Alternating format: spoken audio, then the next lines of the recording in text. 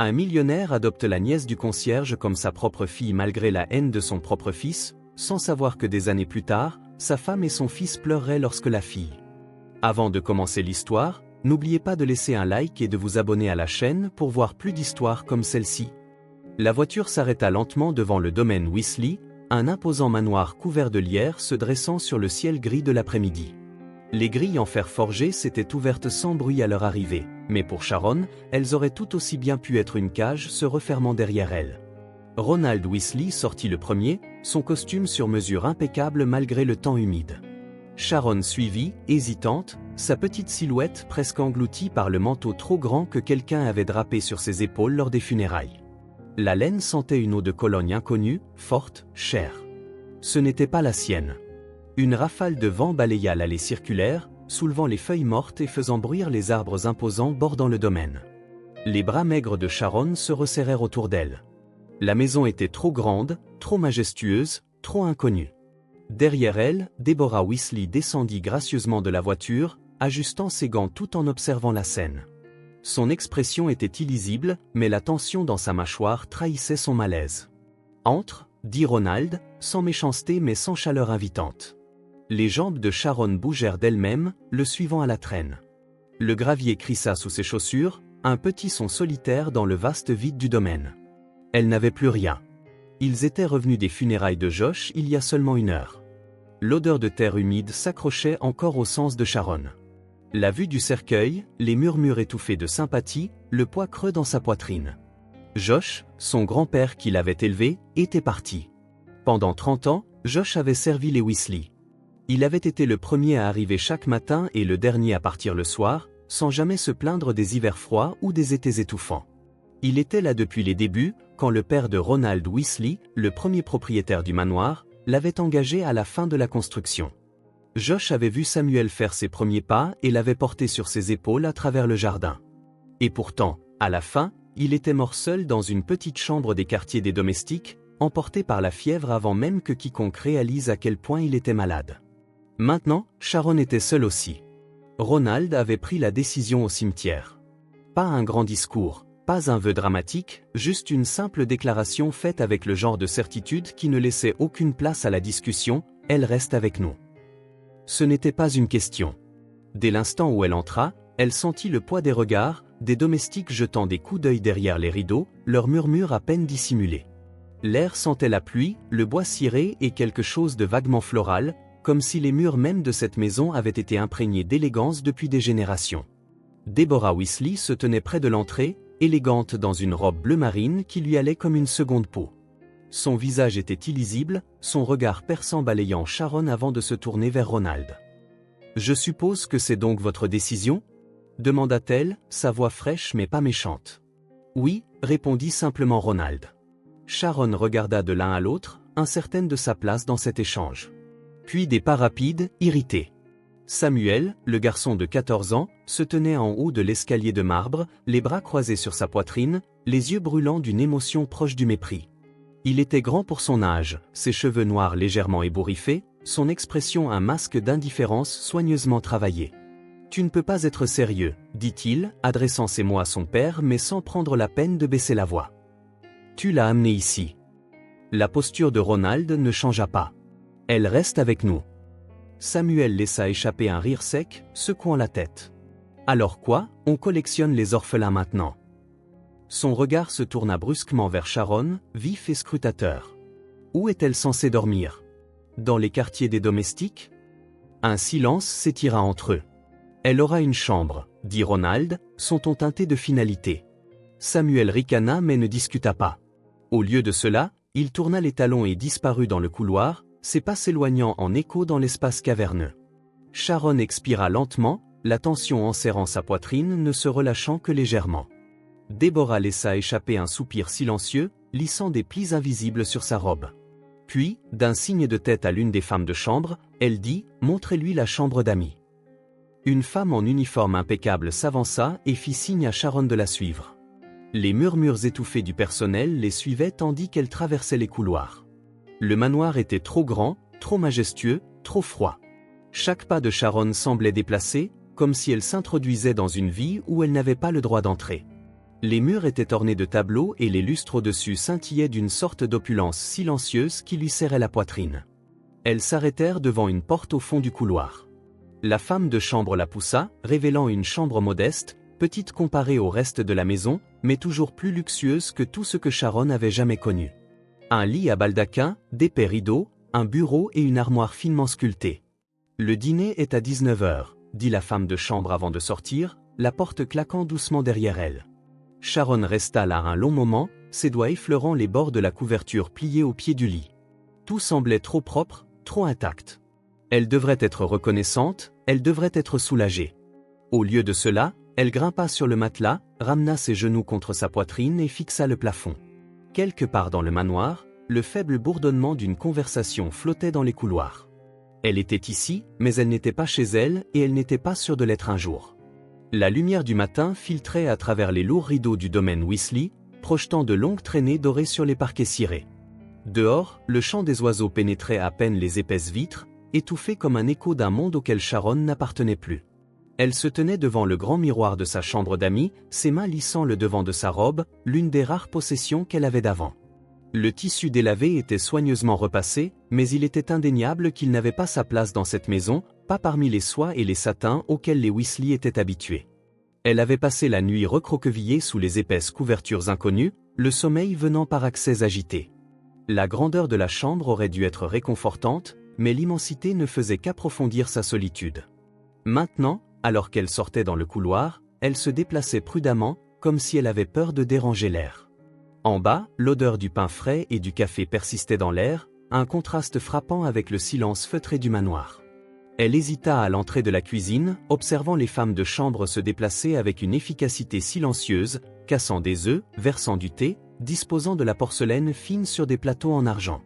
Prenant une profonde inspiration, Sharon s'avança. « Avez-vous besoin d'aide » demanda-t-elle, sa voix polie mais incertaine. Les femmes s'immobilisèrent un instant, échangeant des regards. La gouvernante, une femme plus âgée avec des mèches argentées dans les cheveux, s'essuya les mains sur son tablier. « Ce n'est pas nécessaire, mademoiselle Sharon. Tout est pris en charge. » La formalité dans son ton la piqua. Elle avait passé des années à aider Josh avec les corvées, cuisinant, balayant, frottant les sols jusqu'à ce que ses doigts lui fassent mal. Mais ici, ses mains semblaient inutiles. Un moment passa avant qu'elle hoche la tête et s'éloigne, se sentant plus déplacée que jamais. La salle à manger était déjà dressée quand elle entra. Ronald était assis au bout de la table, le journal du matin plié à côté de son assiette. Déborah versait le thé avec une aisance exercée, son expression illisible alors que Sharon prenait place. Puis Samuel entra, impeccablement vêtu d'une chemise blanche repassée, sa posture détendue mais dégageant une arrogance sans effort. Il jeta à peine un regard à Sharon avant de se laisser tomber sur sa chaise. Un sourire narquois joua sur ses lèvres alors qu'il attrapait le couteau à beurre. Alors, l'égaré compte rester longtemps ? La main de Déborah se resserra autour de sa tasse de thé. Ronald expira par le nez mais ne dit rien. Sharon fixa son assiette, se forçant à prendre une bouchée de toast. La nourriture, bien que riche et savoureuse, n'avait aucun goût dans sa bouche. Samuel se pencha en arrière, l'observant avec un amusement tranquille. Tu sais, les cas de charité disent généralement merci quand quelqu'un les nourrit. Sharon déglutit, posant délicatement sa fourchette. Elle voulait répondre, se défendre, mais elle savait que cela ne servirait à rien. Alors elle fit ce qu'elle faisait toujours, elle endura. Déborah jeta un coup d'œil entre eux avant de soupirer. « Samuel, ça suffit. » Samuel haussa les épaules mais ne discuta pas. Au lieu de cela, il prit son café et but une lente gorgée, comme s'il savourait sa petite victoire. Le reste du petit déjeuner se passa dans un silence tendu. Plus tard dans l'après-midi, Sharon erra dehors. Le jardin s'étendait au-delà du domaine, des haies soigneusement taillées entourant un champ de roses en pleine floraison. Elle se déplaça à travers les rosiers, ses doigts effleurant les pétales, trouvant du réconfort dans leur douceur.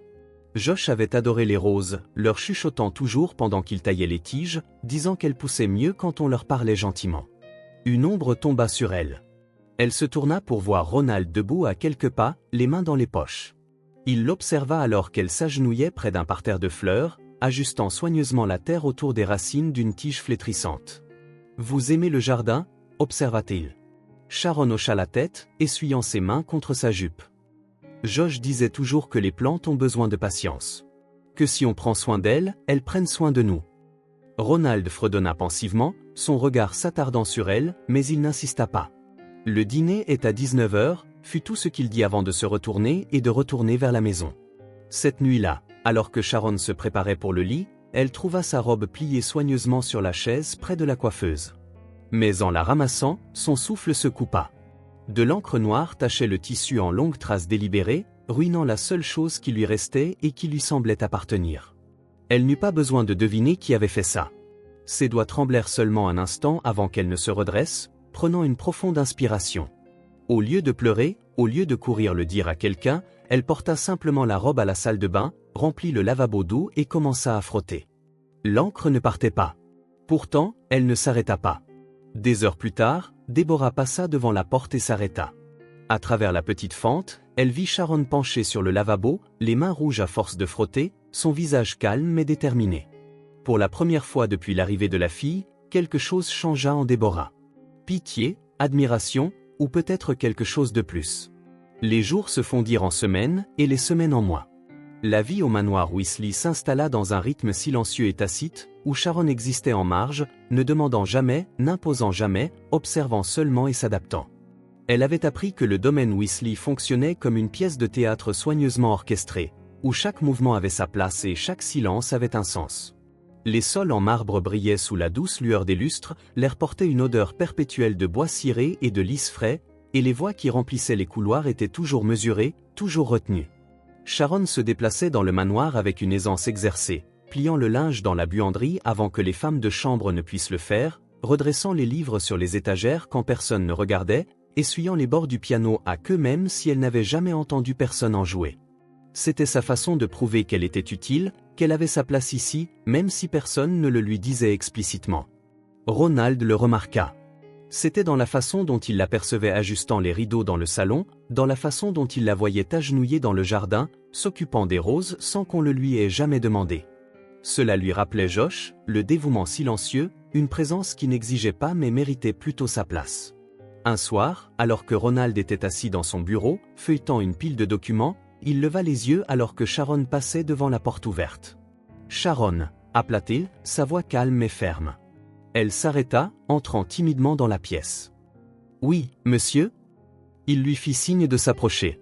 « Asseyez-vous. » Elle obéit, s'asseyant légèrement sur le bord de la chaise en face de lui, les mains soigneusement jointes sur ses genoux. « Je voulais vous demander, » dit-il, posant les papiers.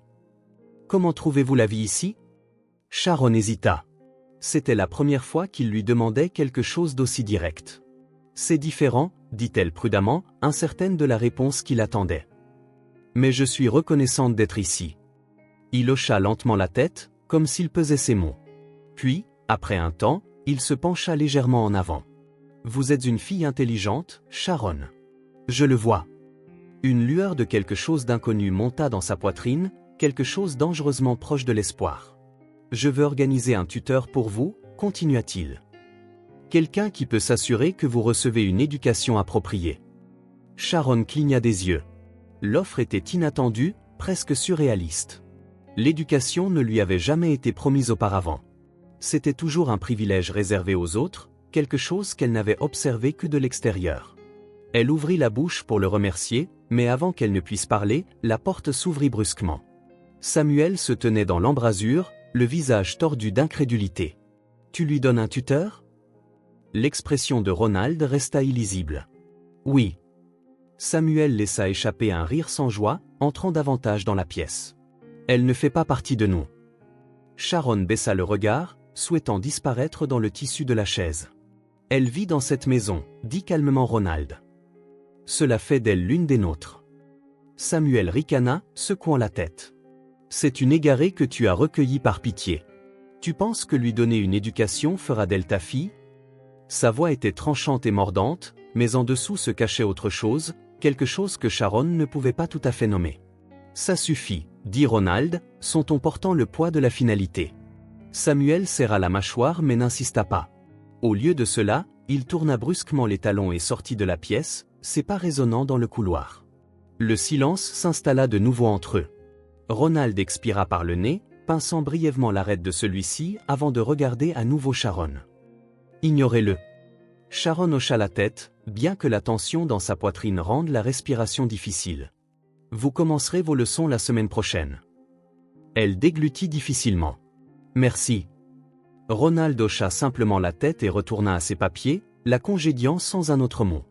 Cette nuit-là, en entrant dans sa chambre, Sharon trouva quelque chose d'inattendu posé sur son oreiller. Un livre. Il était vieux mais bien conservé, les pages légèrement usées, la reliure assouplie par le temps. Il n'y avait pas de mots, aucune indication de qui l'avait laissé. Mais elle savait. Elle traça les bords de la couverture du bout des doigts, son cœur battant doucement contre ses côtes. Déborah. La femme n'avait jamais dit grand-chose, n'avait jamais ouvertement accepté sa présence. Mais ceci, c'était quelque chose. Une offrande silencieuse, un geste petit mais significatif. L'arôme chaud des légumes rôtis et du bouillon mijotant serpentait à travers les grands couloirs du manoir Weasley, portant la promesse du dîner. Déborah se tenait à l'entrée de la cuisine, son regard balayant les comptoirs étincelants et les mouvements coordonnés des chefs alors qu'ils dressaient le repas du soir. Le chef cuisinier, un homme corpulent à l'expression sérieuse, disposait un filet de saumon poché sur une élégante assiette en porcelaine. « Sharon ne mange pas de poisson », dit brusquement Déborah. Le cuisinier hésita, la regardant avec incertitude. « Madame ? » « Elle n'aime pas ça, » répéta Déborah, son ton ne laissant aucune place au doute. « Faites autre chose. » Le personnel de cuisine échangea des regards avant qu'un des sous-chefs ne commence rapidement à préparer une assiette fraîche de poulet. Déborah hocha la tête une fois en signe d'approbation avant de s'éloigner, ses talons claquant doucement contre le sol en marbre. Elle ne savait pas quand elle avait commencé à remarquer les préférences de Sharon, mais elle l'avait fait. La façon dont la fille poussait tranquillement le poisson sur le côté de son assiette au dîner, la façon dont ses mains tremblaient très légèrement lorsqu'elle se forçait à en manger une bouchée par politesse. C'était subtil, mais Déborah l'avait vu. Et bien qu'elle ne le dirait jamais à voix haute, elle se surprenait à s'en soucier. Les journées de Sharon devinrent structurées, remplies de leçons et de sessions d'études tranquilles sous la direction de son tuteur. Elle dévorait chaque matière avec une faim que même son tuteur trouvait remarquable, absorbant les connaissances comme si c'était quelque chose de précieux qui pouvait lui être enlevé à tout moment. Pendant ce temps, Samuel dérivait davantage dans son propre monde de privilèges et de rébellion. Contrairement à Sharon, l'école était une préoccupation secondaire pour lui, un endroit où il était obligé d'être mais qui ne l'intéressait pas. Il était l'héritier, le fils Weasley, celui qui devait tout hériter. Quel besoin avait-il de bonnes notes quand son avenir était déjà tracé pour lui? Mais son père voyait les choses différemment. Un soir, alors que Sharon était recroquevillée dans la bibliothèque, plongée dans un livre d'histoire à la faible lumière d'une lampe de bureau, le bruit étouffé de verres brisés résonna dans le couloir. Elle se figea. Un temps de silence suivit avant que des voix ne s'élèvent, vives et tendues. Prudemment, elle posa le livre et se glissa vers l'embrasure de la porte, jetant un coup d'œil dans le corridor. La porte du bureau avait été laissée légèrement entr'ouverte, la lueur de la cheminée projetant des ombres vacillantes le long des murs. À l'intérieur, Samuel se tenait près du bureau de son père, sa poitrine se soulevant et s'abaissant rapidement, ses jointures blanches là où il les avait frappées contre le bois. Des éclats de ce qui avait été un presse-papier gisaient éparpillés sur le sol. Déborah était là aussi, son expression soigneusement composée, bien qu'il y ait quelque chose de fatigué dans la façon dont ses mains étaient jointes devant elle. « Il ne s'agit pas d'elle, dit-elle d'une voix égale. Samuel laissa échapper un rire amer. « Vraiment ? Elle est partout. » Sa voix se brisa légèrement à la fin, une faille dans son assurance autrement inébranlable. L'expression de Déborah s'adoucit. « Samuel, ton père t'aime. » Rien n'a changé cela. Samuel secoua la tête. Tout a changé. Pour la première fois, Sharon vit quelque chose de brut sous sa colère. Un garçon qui avait été élevé en croyant qu'il était au centre du monde de son père, seulement pour découvrir que ce centre se déplaçait. Déborah tendit la main, posant une main douce sur son bras. « Tu es son fils. Tu le seras toujours. » Samuel la regarda. Pendant un instant, il parut presque perdu. Puis, aussi vite que c'était venu, il ravala l'émotion qui avait fait surface et fit un pas en arrière. « Si tu le dis, » marmonna-t-il avant de la bousculer et de sortir du bureau, c'est pas lourd alors qu'il disparaissait dans le couloir. Quelques jours plus tard, le fossé entre eux se creusa. Sharon quittait la salle d'études quand elle l'entendit. Des voix fortes provenant du couloir. Elle se figea, se pressant contre le coin, invisible mais écoutant. La voix de Samuel était tranchante, mêlée de frustration. « Tu échoues à tes cours, Samuel. » C'était la voix de Ronald, calme et ferme. Il y eut une pause avant que Samuel ne ricane. Et alors? Qu'est-ce que ça change? Ça change parce que j'attends plus de toi, dit Ronald. Tu attends plus de moi, mais tu n'attends rien d'elle, répliqua Samuel. C'est elle la parfaite, n'est-ce pas? Celle qui étudie toute la nuit, qui écoute chaque petite chose que tu dis. Sa voix dégoulinait d'amertume. Tu es mon fils, dit Ronald, sa patience diminuant. Samuel laissa échapper un rire sec. Ouais, mais c'est d'elle que tu es fier. Silence. Puis des pas s'éloignant rageusement dans le couloir. Sharon resta où elle était, ses doigts agrippant le bord du mur. Quelque chose dans les mots de Samuel s'installa profondément en elle, lourd et inconnu. Cette nuit-là, elle lut jusqu'à ce que ses yeux lui fassent mal, jusqu'à ce que la bougie se consume, jusqu'à ce que les mots se brouillent. Elle ne gaspillerait pas cette chance. Elle ne savait pas que Samuel, debout devant sa porte dans la pénombre du couloir, l'avait observée. Et pour la première fois, il n'était pas seulement en colère. Il avait peur. Le paysage urbain s'étendait au-delà des murs de verre du bureau de Sharon, la lumière du soir projetant des teintes dorées sur la ligne d'horizon. De ce point de vue, elle pouvait voir le monde en mouvement, des voitures glissant dans les rues comme des veines pompant la vie dans la métropole, des gens se hâtant sur les trottoirs avec détermination, et des bâtiments s'élevant comme des monuments d'ambition. C'était bien loin du domaine Weasley, où le silence régnait et où l'air était épais d'attente. Elle s'était construit une vie propre. Les 25 dernières années n'avaient été ni douces ni faciles, mais Sharon avait enduré. Elle avait appris, absorbé chaque leçon, chaque opportunité, et s'était façonnée en la femme qu'elle était maintenant, vive, posée, intouchable. Son appartement était moderne et élégant, rempli de meubles qu'elle avait choisis, dépourvu de la lourde opulence ornementale du manoir où elle avait vécu autrefois. Ici, chaque centimètre carré d'espace était à elle, chaque choix était le sien. Et pourtant, peu importe à quelle distance elle se mettait, les Weasley ne la quittaient jamais tout à fait. Son téléphone vibra contre la surface polie de son bureau. L'écran s'alluma, Ronald Weasley. Sharon expira lentement avant de répondre. « Oui. Êtes-vous libre pour dîner ?» Sa voix était calme, familière dans son autorité tranquille. Elle hésita. Cela faisait des jours qu'elle n'avait pas visité le domaine, des jours qu'elle n'avait pas traversé ces vastes couloirs, qu'elle ne s'était pas sentie comme une étrangère dans la seule maison qu'elle ait jamais connue. Mais c'était Ronald, et elle lui devait tout. « Je serai là pour 20 heures, dit-elle. Samuel, cependant, était resté inchangé dans tout ce qui comptait. L'horloge indiquait midi passé, et Ronald était assis dans son bureau, penché sur des rapports d'affaires. Le poids de l'attente pesait lourdement sur ses épaules, bien qu'il n'en parlât jamais. Le nom de la famille Weasley portait plus que de la richesse, il portait un héritage. Il avait toujours imaginé Samuel comme celui qui maintiendrait cet héritage. Mais Samuel était introuvable. La dernière fois qu'il avait entendu parler de lui, son fils avait été aperçu dans un club privé du centre-ville, riant trop fort, buvant trop, dépensant de l'argent qui n'était pas gagné. Ce n'était pas inhabituel. C'était le monde de Samuel maintenant, fête somptueuse, indulgence coûteuse, distraction fugace. Ronald soupira, se frottant la tempe. Le domaine Weasley n'avait pas changé. Les lustres brillaient toujours d'une lumière dorée inébranlable, l'odeur de bois vieilli et d'eau de Cologne chère s'accrochait toujours à l'air, et Déborah se tenait toujours avec la même grâce sans effort. Le dîner se passa avec une aisance exercée. Déborah parla de son jardin, Ronald écouta avec un amusement tranquille, et Sharon répondit poliment quand on lui parlait. Samuel n'était pas là. Ce n'est qu'après, alors qu'elle se préparait à partir, qu'elle entendit la cadence familière de la voix de Ronald depuis son bureau. Elle hésita dans le couloir faiblement éclairé, les doigts effleurant la rampe lisse avant de s'approcher. La porte était légèrement entr'ouverte, assez pour qu'elle puisse saisir des fragments de conversation. Les actionnaires s'impatientent, disait Ronald. Ils sont impatients, répondit une autre voix, qu'elle ne reconnut pas. Ils s'attendaient à ce que Samuel prenne votre rôle sans heurts. Ronald expira, le son lourd de déception tacite. Il n'est pas prêt. Le souffle de Sharon se coupa. Elle ne devrait pas écouter, elle le savait, mais quelque chose maintenait ses pieds rivés au sol. Alors peut-être que quelqu'un d'autre devrait l'être. Silence. Puis, après une longue pause, Ronald reprit la parole. Elle a déjà construit quelque chose par elle-même. Je ne lui enlèverai pas ça. Le pouls de Sharon s'accéléra. Parlait-il d'elle? Un instant plus tard, la conversation prit fin et des pas s'approchèrent de la porte.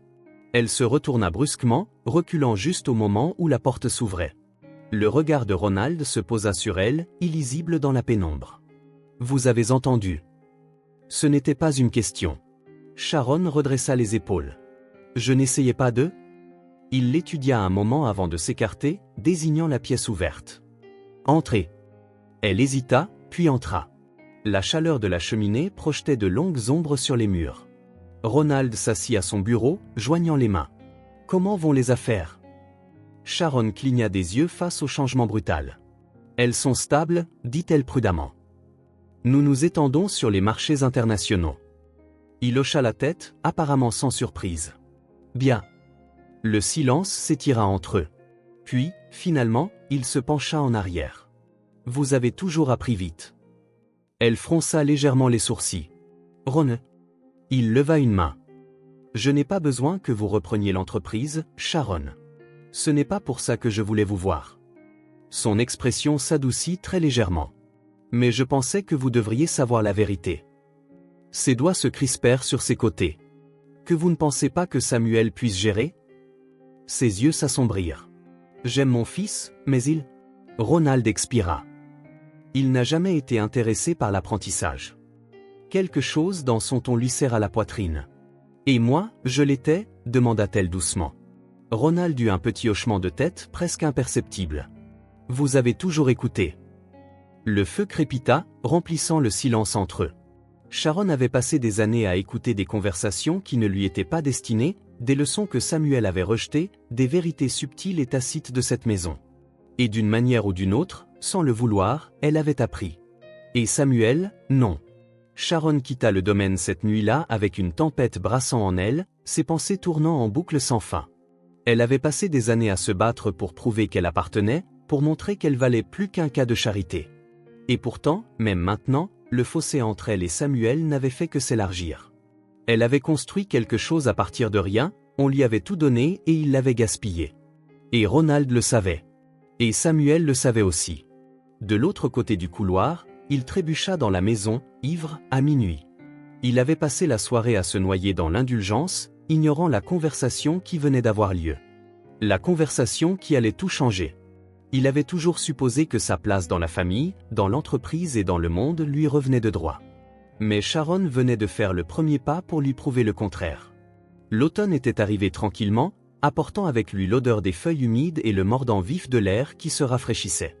Les arbres imposants qui bordaient le domaine Weasley avaient commencé leur lente transformation, des feuilles dorées et rouges dérivant paresseusement vers le sol, tapissant les allées de chaleur alors même que le froid s'installait plus profondément dans les os de la maison. Mais à l'intérieur du domaine, un autre type de froid avait pris racine. Ronald Weasley était mourant. Cela avait commencé subtilement au début, une raideur dans ses mains, une fatigue qu'il ne pouvait secouer. Il écarta les inquiétudes de Déborah, attribuant cela à l'âge et au stress.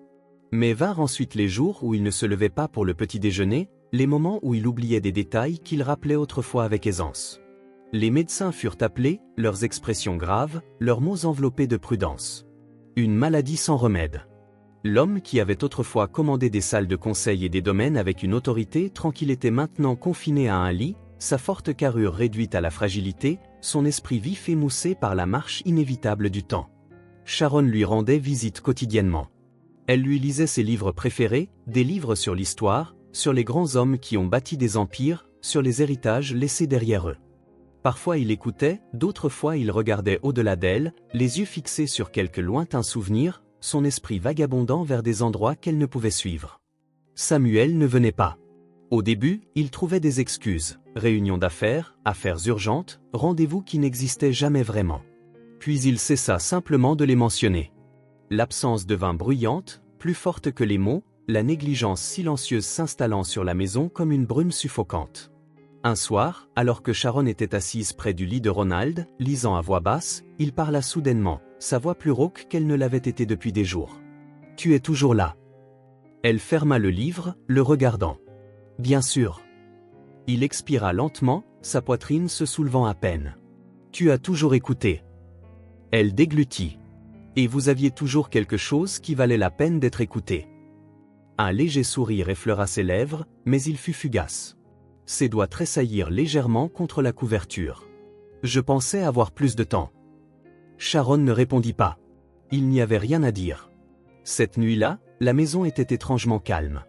Puis, par une nuit d'automne tranquille, il était parti. La mort d'un titan ne vient pas avec le tonnerre. Elle vient avec l'expiration lente et résignée d'un souffle jamais repris. Elle vient dans la façon dont la maison s'arrêta de bouger, dans la façon dont le personnel marchait sur la pointe des pieds, dans la façon dont Déborah, toujours composée, craqua finalement, juste une fois, un sanglot secouant l'épaule de Sharon avant de se redresser et de continuer. Samuel arriva 2 jours plus tard. Il n'était pas accablé de chagrin. Son costume noir était impeccable, ses yeux injectés de sang, son expression illisible. Il parla peu, n'offrit aucun réconfort à sa mère, reconnut à peine Sharon. Peu importait. Elle n'avait rien attendu. Les funérailles furent un spectacle de pouvoir et d'héritage. Elles eurent lieu au domaine, un rassemblement d'hommes en costume sur mesure et de femmes parées d'une élégance sombre, tous murmurant l'influence de Ronald, sa richesse, sa place dans l'histoire. Dehors, l'air d'automne était épais de l'odeur des feuilles brûlées et du bourdonnement lointain de la ville. Sharon se tenait légèrement à l'écart de la foule, vêtue de noir, ses mains stables, son chagrin silencieux. On ne s'attendait pas à ce qu'elle pleure ouvertement, ni à ce qu'elle se tienne dans la lignée familiale aux côtés de Déborah et Samuel. Mais elle paya l'intégralité des funérailles sans hésitation. Elle ne l'avait pas fait pour la reconnaissance, ni pour la gratitude, et certainement pas pour l'approbation de Samuel. Elle l'avait fait parce que Ronald ne l'avait jamais fait sentir comme une étrangère, parce qu'il l'avait choisie d'une manière qui comptait. Alors que la cérémonie se terminait, Sharon capta des fragments de conversation chuchotées flottant dans l'air. C'est étrange, n'est-ce pas? La fille orpheline payant les funérailles de l'homme qui l'a élevée. C'est presque comme si elle était sa vraie enfant. Et Samuel, eh bien, celui-là n'a jamais tourné comme prévu, n'est-ce pas? Elle les ignora. Elle n'avait pas besoin que le monde définisse sa place dans l'héritage Weasley. Elle l'avait déjà mérité. Cette nuit-là, alors que le domaine retombait dans le silence, Sharon trouva Déborah assise dans l'ancien bureau de Ronald, ses mains reposant sur la surface polie de son bureau. Elle semblait plus petite, en quelque sorte, plus mince dans son chagrin. « Vous devriez vous reposer, » dit doucement Sharon. Déborah leva les yeux, et pour la première fois depuis des années, elle parut vraiment fatiguée. « Tu as bien agi aujourd'hui, » murmura-t-elle. Sharon hésita, puis s'avança, tendant la main vers elle. Déborah ne la retira pas. Elles restèrent assises ensemble dans le calme, entourées par les échos d'un homme qui avait façonné leur deux vies. Quelque part dans le couloir, Samuel se versa un verre. Sharon resta avec Déborah jusqu'à ce que la maison s'endorme enfin. Le vent portait une morsure aiguë alors que Sharon franchissait les grilles en fer du domaine Weasley.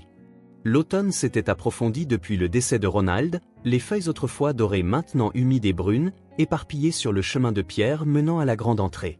Elle avait toujours pensé à cette maison comme vaste et inflexible, mais maintenant, sans la présence de Ronald, elle semblait vide. Elle était venue voir Déborah. La femme plus âgée avait du mal, et Sharon s'était fait un devoir de lui rendre visite au moins une fois par semaine, s'assurant qu'elle mangeait, se reposait et respirait. Mais en entrant, elle fut accueillie par une présence à laquelle elle ne s'attendait pas. Samuel. Il était appuyé contre la rampe de l'escalier, un verre de liqueur sombre à la main, ses traits fins figés dans une expression entre l'amusement et le dédain. Il avait l'air différent. Pas accablé de chagrin, pas perdu, mais amer d'une manière qui s'était profondément ancrée en lui. « Tu viens encore ici ?» Sa voix était de la soie tendue sur de l'acier, désinvolte mais teintée d'un ressentiment silencieux. Sharon l'ignora, retirant son manteau tout en jetant un coup d'œil vers les portes du salon. « Je suis venu voir Déborah. » Samuel but une lente gorgée de son verre, son sourire narquois ne faiblissant jamais. « Bien sûr que oui. Toujours à jouer la fille dévouée. » Elle se tourna vers lui alors, calme mais inflexible. « Quelqu'un doit le faire. » Sa prise se resserra sur son verre pendant une fraction de seconde avant qu'il ne ricane, secouant la tête. « Tu sais, malgré tout ton succès, toute ta soi-disant indépendance, tu es toujours là. Toujours à orbiter autour de nous comme si tu appartenais. » Sharon expira, luttant contre l'envie de redresser les épaules. Elle n'avait aucun désir d'engager la conversation, mais il voulait une réaction. « Tu as bâti une entreprise, » continua Samuel, inclinant la tête comme dans une admiration simulée.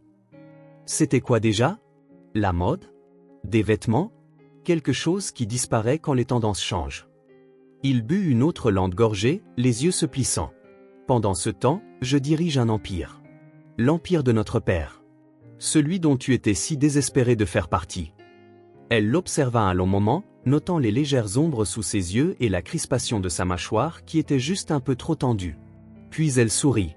C'était un petit sourire mesuré, le genre de sourire qui déstabilise un homme qui n'est pas sûr de sa position.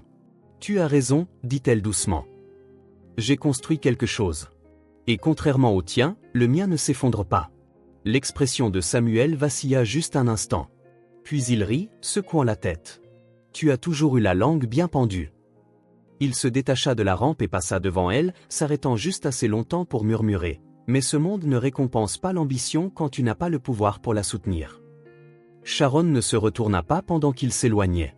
Elle se demandait seulement combien de temps encore il pourrait continuer à prétendre qu'il ne se noyait pas. Samuel prit la tête de Weasley Enterprises dans les semaines qui suivirent le décès de leur père, et en quelques mois, l'entreprise commença à s'effondrer.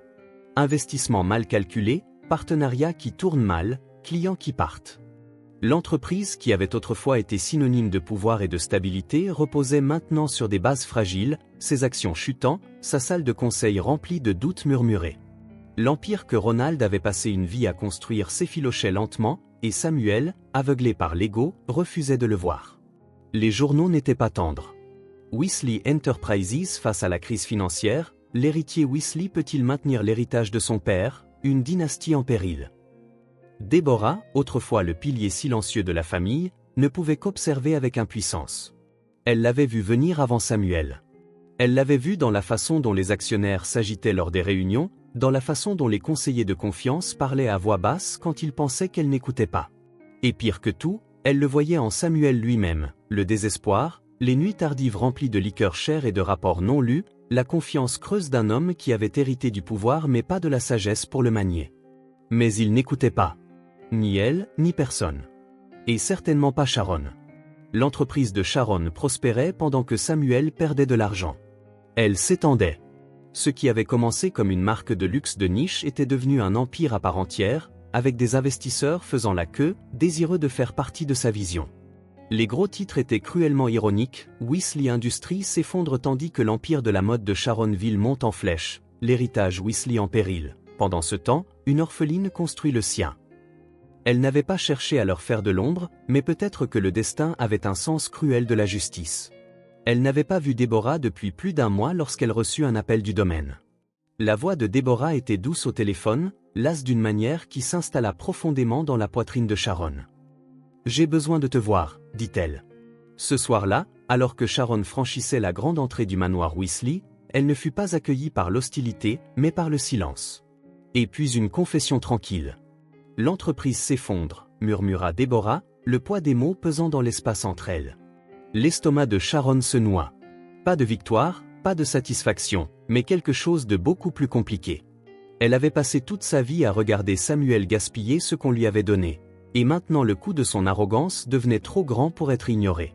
L'empire s'effritait, et pour la première fois, elle n'était pas sûre de devoir le laisser tomber. La pluie venait de commencer lorsque Sharon arriva au domaine Weasley.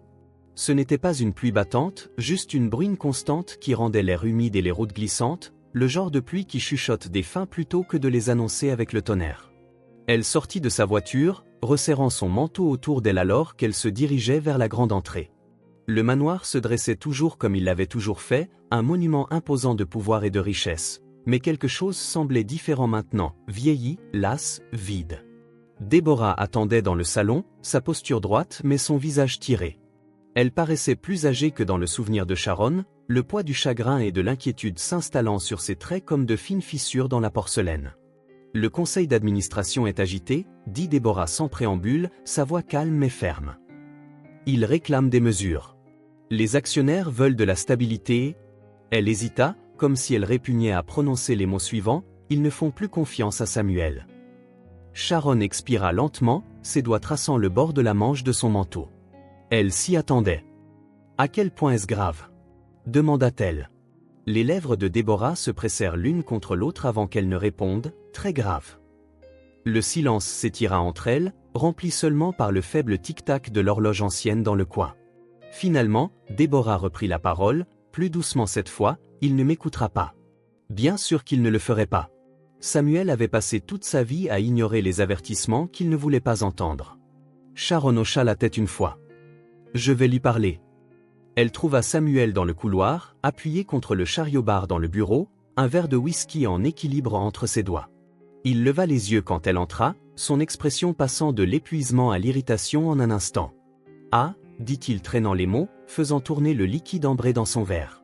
« Tu viens te vanter » Sharon croisa les bras, impassible. « Non. » Il laissa échapper un lent soupir, posant le verre avec un bruit sec. « Alors quoi ? Venir me faire un discours condescendant sur comment j'aurais dû t'écouter ? Ou es-tu ici pour me narguer avec ton succès ? » Elle ignora la provocation. « Je suis ici parce que l'entreprise est en train d'échouer et que je peux aider. » Samuel rit, court et sans humour. « Aider ?» Il se détacha du bar, s'approchant. « Tu penses que tu peux juste arriver ici et tout réparer ? Tu n'es pas de la famille, Sharon. Reste en dehors de ça. » Les mots frappèrent comme une gifle, mais Sharon ne broncha pas.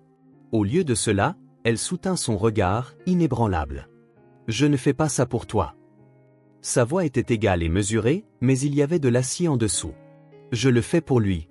Notre père. » Pour la première fois, Samuel resta silencieux. La pluie tambourinait contre les fenêtres, le seul son entre eux.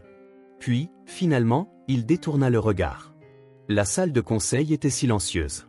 Les hommes et les femmes assis autour de la table en acajou poli s'agitaient mal à l'aise sur leurs sièges, leurs expressions allant du scepticisme à peine voilé à l'impatience manifeste. Le nom Weasley, autrefois symbole de pouvoir et de prestige, vacillait maintenant au bord de l'effondrement, et tout le monde dans la pièce le savait. Au bout de la table, Samuel était assis raidement, les doigts entrelacés, la mâchoire serrée. Son costume était taillé à la perfection, sa posture droite, mais sa confiance était fracturée. Il maintenait à peine l'entreprise à flot, et ils pouvaient tous le voir. Puis il y avait Sharon. Elle était assise à l'extrémité opposée, posée, calme. Si elle sentait le poids de leur examen minutieux, elle ne le montrait pas. Le contraste entre elle et Samuel était frappant. Il ressemblait à un homme luttant pour rester à flot, tandis qu'elle semblait être à sa place. « Mettons une chose au clair », commença Sharon, sa voix mesurée tranchant la tension comme une lame. « Cette entreprise n'est pas irrécupérable. Mais vu la tournure des événements, elle le sera si nous n'agissons pas maintenant. » L'un des membres plus âgés du conseil, un homme dans la soixantaine aux yeux bleus perçants, se pencha en avant. « Et que proposez-vous exactement, mademoiselle Ville ?» Elle jeta un coup d'œil à Samuel. Son expression était illisible, mais il fit le plus petit signe de tête, une concession silencieuse. Elle se tourna de nouveau vers la salle. « D'abord, nous restructurons notre direction.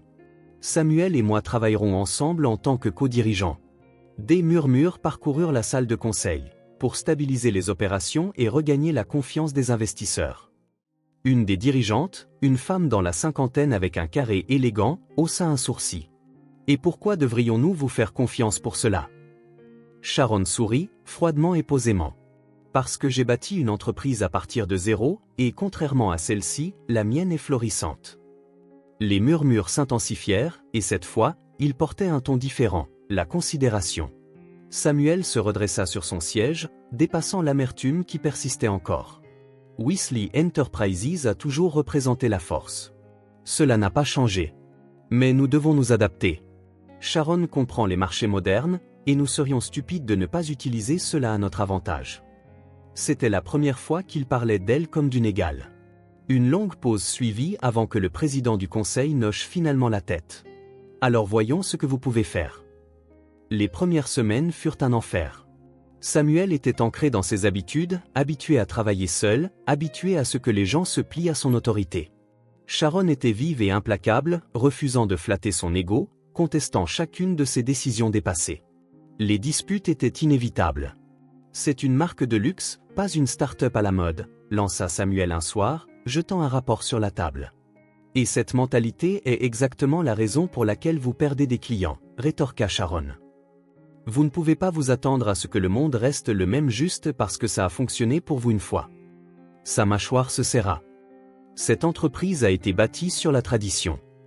Et les traditions ne signifient rien s'il n'y a plus d'entreprise pour les maintenir. Silence. Le feu entre eux brûlait intensément, mais lentement, quelque chose changea. Samuel commença à écouter. Les nuits tardives au bureau se transformèrent en réunions de stratégie nocturne. Les disputes animées se transformèrent en discussions. Sharon observa Samuel commencer à changer, abandonnant l'arrogance pour le pragmatisme, reconnaissant les fissures dans son leadership et apprenant à les combler. Il n'était pas parfait, loin de là, mais il essayait. Et pour la première fois de sa vie, il n'essayait pas seul. Des mois passèrent, et l'entreprise se stabilisa. Les investisseurs revinrent, prudemment d'abord, puis avec confiance. Les accords furent renégociés, les stratégies dépassées abandonnées, et une nouvelle vision émergea, une vision qui mélangeait l'héritage de Ronald avec la perspicacité moderne de Sharon. Le nom Weasley, autrefois murmuré avec doute, était maintenant prononcé avec respect à nouveau. Samuel était assis dans son bureau un matin, la lumière du soleil inondant la pièce par les immenses fenêtres. La pièce était calme, à l'exception du bruissement d'un journal entre ses mains. Le gros titre attira son attention, Weasley Industries renaît grâce à un partenariat improbable. Il expira, posant le journal, fixant les mots. Il ne parlait pas de lui. Il parlait d'eux. Pour la première fois, Samuel n'était pas en colère contre cette reconnaissance. Il était fier. Fier de ce qu'ils avaient construit ensemble. Et pour la première fois de sa vie, il était fier de Sharon. 3 ans s'étaient écoulés depuis que Sharon et Samuel s'étaient tenus dans cette salle de conseil, le poids de Weasley Industries pesant lourdement sur leurs épaules. Pendant ce temps, tout avait changé. L'entreprise, autrefois au bord de l'effondrement, avait retrouvé une nouvelle vie. Sharon et Samuel l'avaient reconstruite ensemble, non sans lutte, non sans conflit, mais avec une compréhension partagée que cet héritage valait la peine d'être sauvé.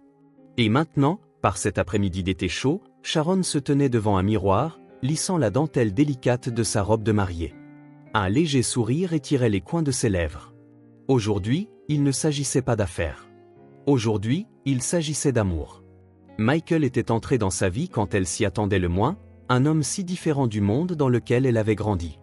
Là où d'autres la voyaient comme vive et implacable, il la voyait comme forte, comme gentille, comme quelqu'un qui méritait d'être à ses côtés. Elle l'avait rencontré par le travail, lors de réunions tardives et de négociations, lors de moments calmes autour d'un café quand aucun d'eux n'avait réalisé ce qui se passait jusqu'à ce que ce soit le cas.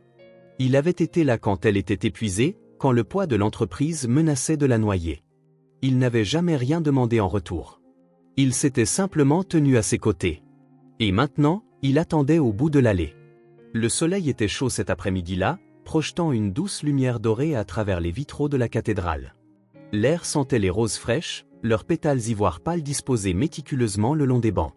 Un faible bourdonnement de chuchotements flottait dans l'espace alors que les invités s'installaient sur leurs sièges, leur conversation remplie d'anticipation. Sharon se tenait dans le calme de la suite nuptiale, ses doigts lissant la dentelle délicate de sa robe. Le tissu était doux et complexe, cousu à la main dans son propre atelier, un témoignage de tout ce qu'elle avait construit. Elle avait passé des années à construire son empire, s'assurant que chaque détail, chaque point était impeccable. Et aujourd'hui, dans l'aboutissement de tout cela, elle réalisait que c'était la seule robe qu'elle avait jamais vraiment conçue pour elle-même. Un léger coup à la porte la tira de ses pensées. Elle se tourna pour voir Déborah debout là, ses yeux brillants de larmes non versées. « Tu es magnifique », murmura Déborah en s'avançant. Sharon sourit. « Merci. » Un moment de silence s'étira entre elles avant que Déborah ne lui prenne les mains. « Je sais que je ne l'ai jamais assez dit, » chuchota-t-elle, sa voix épaisse d'émotion, « mais je suis si fière de toi. » Sharon sentit sa gorge se serrer.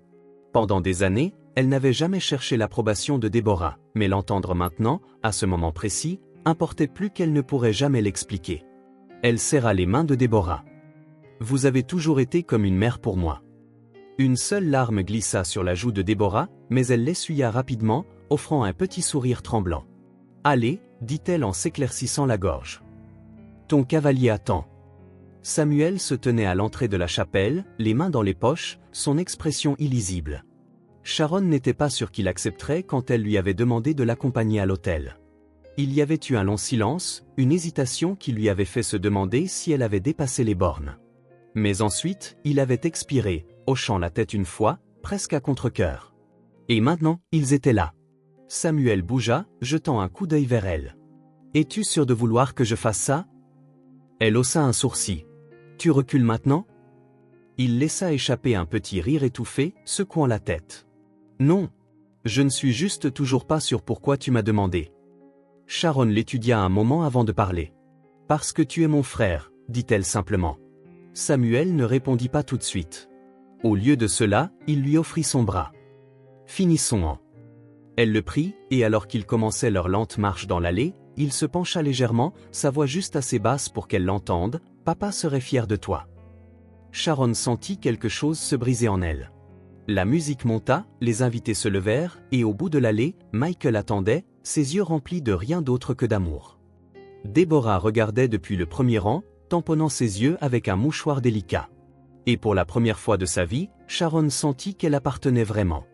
La salle de réception brillait sous la douce lumière dorée des lustres, l'air épais de rire, du tintement des verres et de la chaleur des vieux amis et des nouveaux départs. Dehors, le soleil se couchait, projetant de longues traînées d'ambre et de violet à travers le ciel. Sharon se tenait au bout de la salle, une flûte de champagne à la main. Les voix autour d'elle se turent alors qu'elle s'avançait, le poids familier de l'attente s'installant sur sa poitrine. Pas la pression suffocante de devoir faire ses preuves, mais quelque chose de plus léger, quelque chose de mérité. Elle balaya la pièce du regard, les personnes qui l'avaient façonnée, celles pour qui elle s'était battue, celles qui s'étaient battues contre elle. Et pourtant, ils étaient tous là. Michael lui fit un signe de tête rassurant de l'autre côté de la table, son amour stable, inébranlable. Déborah était assise à côté de lui, élégante comme toujours, mais ses yeux étaient doux, fiers. Et puis il y avait Samuel, adossé à sa chaise, l'observant avec quelque chose qu'elle ne pouvait décrire que comme de l'acceptation. Elle expira, levant légèrement son verre. « Quand j'avais 10 ans, commença-t-elle, sa voix portant à travers la pièce, j'ai perdu la seule famille que j'ai jamais connue. » Un silence tomba sur la foule. Je me souviens m'être tenu seul aux funérailles d'un homme qui avait travaillé toute sa vie comme gardien pour une maison qui n'était jamais la sienne. Mon grand-père n'a jamais eu de richesse, jamais eu de pouvoir. Mais il avait de la gentillesse. Et c'était tout pour moi. Elle déglutit, ses doigts se resserrant légèrement autour du verre. Je pensais que c'était la fin de mon histoire. Qu'il n'y aurait personne d'autre, pas de seconde chance. Mais la vie a une façon de surprendre. Son regard vacilla vers Déborah, puis Samuel. J'ai été accueilli dans une maison qui n'était pas la mienne, par des gens qui n'avaient pas à m'accueillir. Et pendant longtemps, je n'ai pas cru que j'appartiendrais jamais vraiment. J'ai lutté, je me suis battue, j'ai construit des murs autour de moi, convaincu que si je n'étais pas prudente, je perdrais tout à nouveau. Une pause. Mais j'avais tort. Elle leva le regard, comme si elle parlait au-delà de la pièce. Il y a 2 hommes qui ne sont plus avec nous aujourd'hui, mais ils m'ont façonné d'une manière que je n'oublierai jamais. Sa voix s'adoucit. Josh, qui m'a appris ce que signifiait être aimé, même de la manière la plus simple. Et Ronald Weasley, qui, malgré tout, m'a donné les outils pour construire quelque chose pour moi-même, pour être plus que juste la fille dont il avait eu pitié autrefois. Quelques reniflements épars résonnèrent dans la salle. Ma mère adoptive, qui portait un amour sérieux mais silencieux, fut la première personne de la famille à se souvenir de la nourriture que je détestais et de celle que j'aimais. Elle n'a jamais dit qu'elle m'aimait, mais son amour n'a jamais cessé. Déborah, émue, posa sa main sur son cœur et la regarda quand elle dit cela. Finalement, Sharon laissa échapper un souffle calme, jetant un coup d'œil à Samuel. Et puis bien sûr, il y a mon frère. Samuel se raidit légèrement, ne s'attendant clairement pas à cela. Quelques rires étouffés parcoururent la foule. Nous avons passé des années en désaccord, convaincus que nous étions trop différents pour être autre chose que des rivaux. Mais quelque part en cours de route, nous avons cessé de nous battre l'un contre l'autre et avons commencé à nous battre pour la même chose. Ses lèvres s'étirèrent en un très léger sourire. Même s'il refuse toujours d'admettre que j'ai toujours raison. Le rire se propagea parmi les invités, et même Samuel souffla, secouant la tête avec amusement plutôt qu'irritation. Sharon laissa le bruit s'installer avant de continuer, son ton devenant plus doux, plus réfléchi. J'ai bâti une entreprise à partir de rien. Il a reconstruit un héritage qui s'effondrait. Et à travers tout cela, nous sommes finalement devenus quelque chose de plus que juste 2 personnes partageant un nom. Elle croisa son regard. Nous sommes devenus une famille. Samuel détourna brièvement le regard, levant légèrement son verre, une reconnaissance silencieuse. Sharon se tourna de nouveau vers la salle, son cœur plus léger qu'il ne l'avait jamais été. Ce soir, il s'agit d'amour. Pas seulement l'amour entre moi et mon mari, elle jeta un coup d'œil à Michael, qui lui fit un clin d'œil enjoué, mais l'amour qui vient d'endroits où on s'y attend le moins. 2 personnes que vous n'auriez jamais imaginées deviendraient votre foyer. Elle leva son verre plus haut. À l'amour. À la famille. Celles dans lesquelles nous naissons, et celles que nous trouvons en cours de route. Un chœur de voix fit écho à son toast, les verres s'entrechoquant, la chaleur se répandant dans la pièce comme une sorte de magie silencieuse. Plus tard dans la soirée, alors que les derniers invités sortaient, Sharon se retrouva debout avec Déborah et Samuel sous la faible lueur des lustres de la salle de réception. Un photographe s'approcha, levant son appareil. Une dernière photo pour la nuit. Sharon hésita. Pendant des années, elle s'était toujours sentie comme une étrangère sur chaque photo de famille. Mais cette fois, c'était différent. Déborah se plaça à ses côtés, posant une main douce sur son épaule. Samuel, avec seulement le plus léger grognement, se tint de son autre côté. Les trois ensemble. Alors que l'obturateur cliquait, Sharon sourit. Parce que pour la première fois de sa vie, elle n'avait pas l'impression d'être à l'extérieur, regardant à l'intérieur. Elle était chez elle.